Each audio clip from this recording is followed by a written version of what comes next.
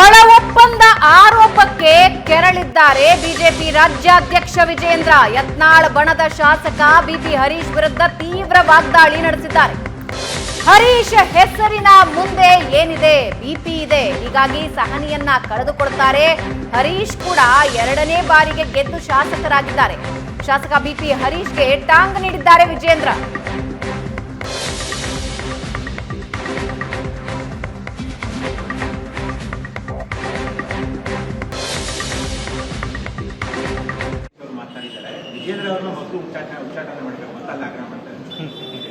ಹರೀಶ್ ಹೆಸರು ಮುಂದೆ ಏನಿದೆ?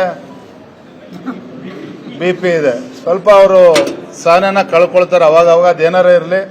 ಅವರು ಕೂಡ ನಮ್ಮ ಶಾಸಕರಿದ್ದಾರೆ, ಎರಡನೇ ಬಾರಿ ಗೆದ್ದಂತ ಶಾಸಕರಿದ್ದಾರೆ. ಇನ್ನ ಬೇರೆ ನೋಟಿಸ್ಗಳು ಎಲ್ಲವೂ ಕೂಡ ಕೇಂದ್ರದ ರಾಷ್ಟ್ರೀಯ ನಾಯಕರ ಮುಂದೆ ಇದೆ, ಎಲ್ಲವನ್ನು ಕೂಡ ಗಮನಿಸ್ತಾ ಇದ್ದಾರೆ. ಈಗಾಗಲೇ ಕೇಂದ್ರದ ವರಿಷ್ಠರು ಗಮನಿಸ್ತಾ ಇದ್ದಾರೆ. ಶಿಸ್ತು ಕ್ರಮ ಕೈಗೊಳ್ಳಬೇಕಾ, ಹೀಗೆ ಸುಮ್ಮನೆ ಬಿಡಬೇಕಾ, ಎಲ್ಲವೂ ಕೂಡ ತೀರ್ಮಾನ ಮಾಡ್ತಾರೆ. ನನ್ನ ಮೂಲ ಉದ್ದೇಶ ಮುಂದಿನ